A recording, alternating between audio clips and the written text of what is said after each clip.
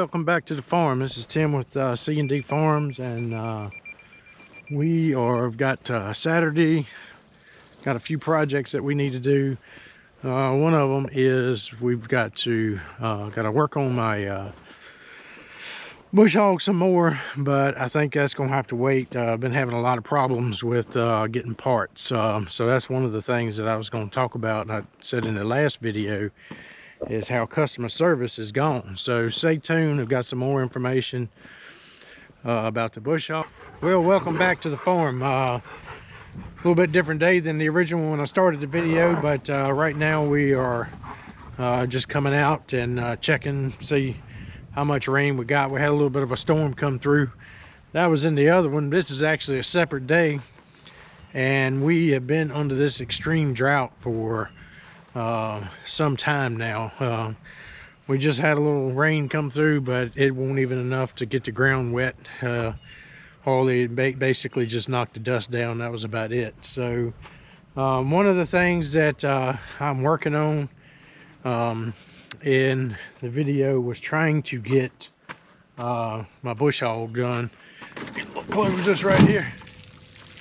Was trying to get my bush hog done, and that's one of the things that has been giving me a hard time. And I'm gonna kind of turn the camera around right now and kind of show you some of the stuff that I've got going on. One of the things that I've got, as you can see, there's a base plate for where the bush hog was, and I'm going to the shop now. And let me turn the lights on so we have a little bit of power, a little bit of better light. The other part was trying to find this here shaft right here. I'm gonna spin the video back around. So this is the gearbox, and what happened is this shaft right here, this is the output shaft. The bearing went bad on the shaft. So I think I hit something when kind of come back around over here. So this is the bearing cap right here. You can kind of see, probably not going to be able to see it in the video, but you can see where it's got lipped up right here. You can also see it kind of almost egg shaped it, and that may have been like that a little bit, you know. I don't know. It's a really old piece of equipment. I'm gonna turn the camera back around. It's a really old piece of equipment, and when I hit whatever I hit, it may have moved that shaft enough to where it dumped the oil out of it. Well, when the oil dumped out of it, it caused that to, it lost the seal, lost all the oil. Next thing you know, I see smoke coming out of it, and I stop. So, and I'm gonna turn back the camera back around. So really what I've got done, what's wrong is my output shaft here is bad, and I've got all this stuff on my little makeshift workbench. My output shaft is bad. These are what's left of the races. This is an inner cup that doesn't, but this is what's left of one of the races. As you can see, it's extremely tore up. The housing is good. You can see I've been waiting on parts so long that the dirt daubles have done built nest, and because it's been sitting on this bench right here for about 3 weeks now. The dirt daubles have done built nest in the thing. So if I do get the parts to clean it back up, I'll have to get that. I was able to find information. Didn't have a good book on anything. So this is the input shaft bearings. They don't look too bad. They're free. I'm gonna replace them if I do that. This is the input shaft, the retaining nut that holds that shaft in place on the upper side. This is the input shaft right here on the gearbox. So this is what hooks to the PTO, going to the divider, and then go into the tractor eventually. So the gears look good. The bearings look good on the input shaft. The output shaft is toast. It actually got it right in here. You can kind of see the shaft is toast. You can kind of see where it got into. It started actually, this right here has got a lip on it. It's got a lip, that's a groove right here, a groove right here. So that shaft is toast. I might could get just bearings and put it back in, but a seal is never gonna seal right. The same with this cover right here. It's not, it's kind of egged, walled out. It may come in there, but the inside doesn't seem to be too bad. However, because the metal is distorted, the seal will never take right there, and it'll constantly leak oil. And then you'll have that day where you forget, you're in a hurry, and you'll forget to put the oil in or check it. And then the next thing you know, you've got, I'm gonna go get a rag over here. Dealing with 90 weight, that stuff just, it's like, gets all over you. So, and pardon my mess in my shop, it is just, I'm trying to fix things. I'm trying to, you know, it's a new project. I'm trying to build it out, but I've also got all kinds of stuff in here. So, yes, I did have the video where I was doing the wall. You can kind of see I did get some of that up. I built me a little little workbench right there. Plan on taking it on around a little bit further, but I've just got stuff everywhere. Should have done a video on building the workbench, but I didn't. So sorry for the shaking around. But the point of the video, what I wanted to get into was, I've got this project right here. I know it's an old gearbox, but there's no customer service nowadays. There's the problem is now when you go to a dealership, then you get some person, and I'm not picking on the person. They're probably good people. They just they don't know or don't care. I'm not real sure. And they tell you, well, I'll have to look it up, or I can't find it, or it's not showing that on my computer, and they just blow you off. They send you on the way, or I'll call you back, and then never hear from them. You know, that's the thing with my local dealer here that sells Alamo. They sell also New Holland equipment and Massey Ferguson equipment. I bought my tractor from them. I bought a lawnmower from them. They seem pretty, I mean, I've been, you know, hadn't had any issues working with them. And but the parts department, I cannot stand going over there for the parts department, because this is the second or third time that I get over there, and then next thing you know, they tell me they're gonna call me back, and they don't call me back. And you know, this sounds like a rant, and I guess it is, but the point is, you know, I deal with stuff all the time in my work, and I told a person one time that, you know, you as the salesman sold me that first piece of equipment. Your parts department and service department sells me the rest of the equipment. Because without that, why do I keep coming here? I need to go find somebody else. Now, I know this is an old bush hog. I get that. And I know it's hard to find parts for. But tell me that. Say, hey, we don't have any source or way of looking that up. You know, no, they tell me, well, we're going to have to call Alamo, and they're going to have to give us an answer, and we'll call you back tomorrow, or we'll call you back Monday. I ain't got a phone call yet, and that's been over a month. I even called them and asked them, hey, have y'all heard anything? No, hadn't heard anything. We'll call you back. Still ain't got a phone call. And that's twice that's happened to me with that particular dealership. So I'm not necessarily going to say the name. Y'all know where I live. Y'all know the area. People that, and I don't have that many viewers, so they don't care. They absolutely do not care about C&D Farm, because I don't buy that much from them. But that's kind of my review of people.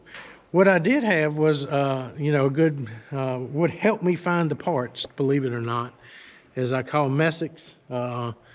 They are an online type company, and I think they, a big Kubota dealer, they sell a lot of other stuff.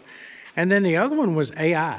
Believe it or not, I used AI to help me find the parts for this. They're the ones that pointed me to a different program. And what I used AI for, I typed in all the description of this gearbox. I even posted pictures of the gearbox. I put the two upper bearings, part numbers, and said I have an Alamo TX15, I think, or TK15 HD. I don't have the serial number. I took pictures of everything.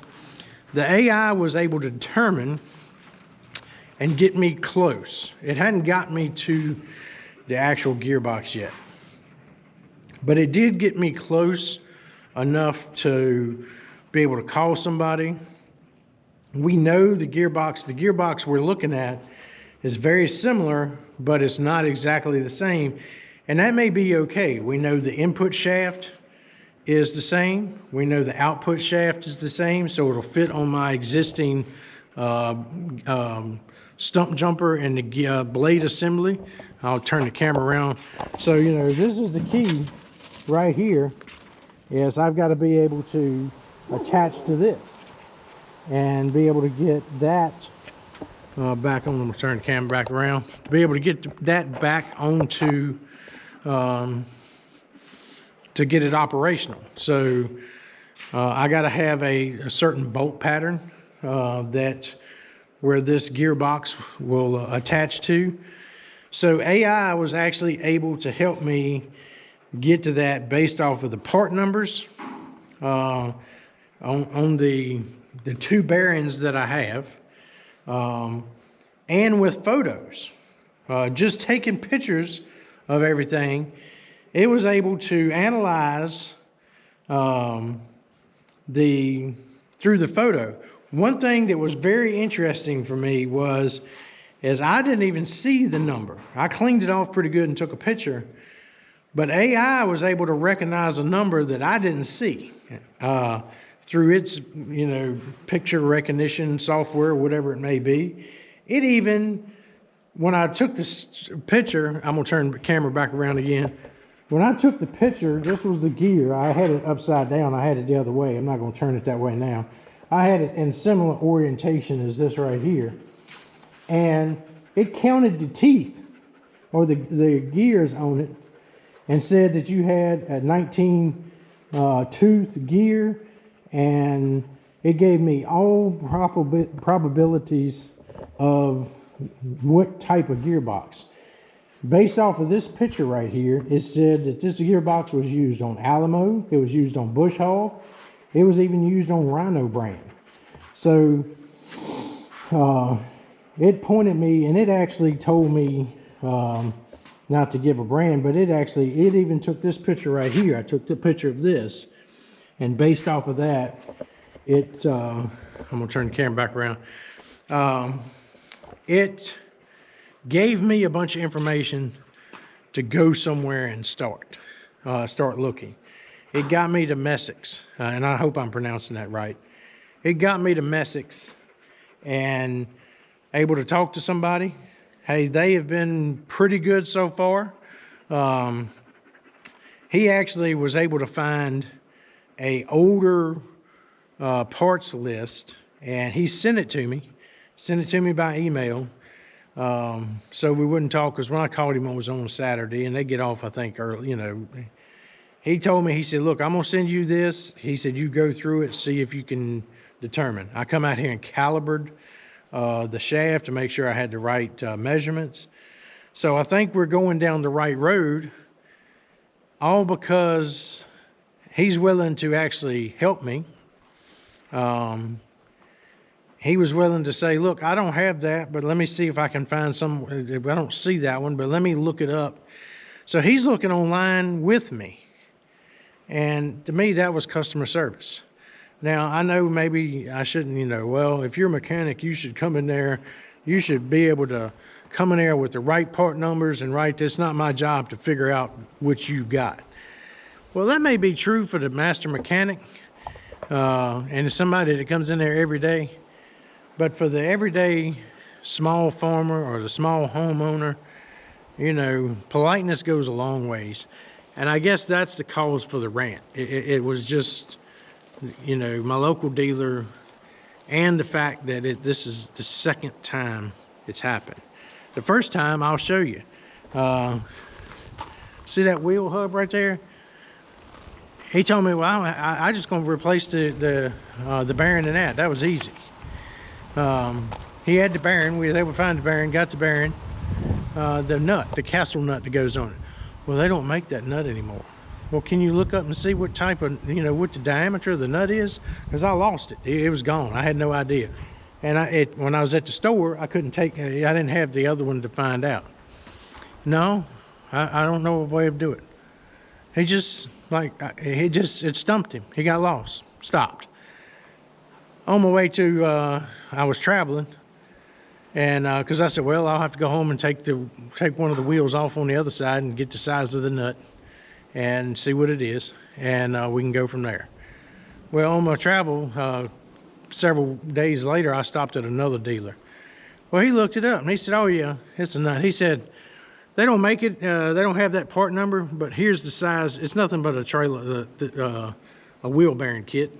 And he gave me a kit that had 2 nuts, 2 washers, and the quarter pins to go with it. He said, here you go, it's the same thing. You know, that's experience to me. He knew, and he didn't rely on a computer. Anyway, enough about your rant. That's the farm life sometimes you got to deal with, especially when you buy a very, very old piece of equipment. You got to search it. Sometimes you have to modify it. But I'm starting out, and I couldn't afford, right now, I'm gonna say, to get one, not even this quality. This one is old, but it is built out of good metal. I've had to re-weld the wing back on this side because it rusted. I've had to fix that side because it had rusted a little bit. It takes a beating, but it's built out of good metal. This 15-foot back wing right now, hey, maybe would cost, I would think, to even get medium quality, not even high end, heavy duty as this one, is going to be $20,000+. I think I paid less than $2 grand for this. So, and I've used it for almost 4 years. So it's well worth it to me. Is it giving me a hard time now? Yep, absolutely. So anyway, that's kind of the video today. I didn't get a lot, you know, actually, when you're working on it, I was hoping, that was one reason why I kind of was a couple of days, is I was hoping I was going to be able to get the gears or get the new gearbox. That's an option too. I may just buy a new gearbox depending on the cost of all the internal parts. But let's get better at customer service and AI, and that's probably what I'm going to name the video. AI helped me find the parts. And so let's get better at our customer service though, and we can kind of go, you know, I think it'll make the whole world better.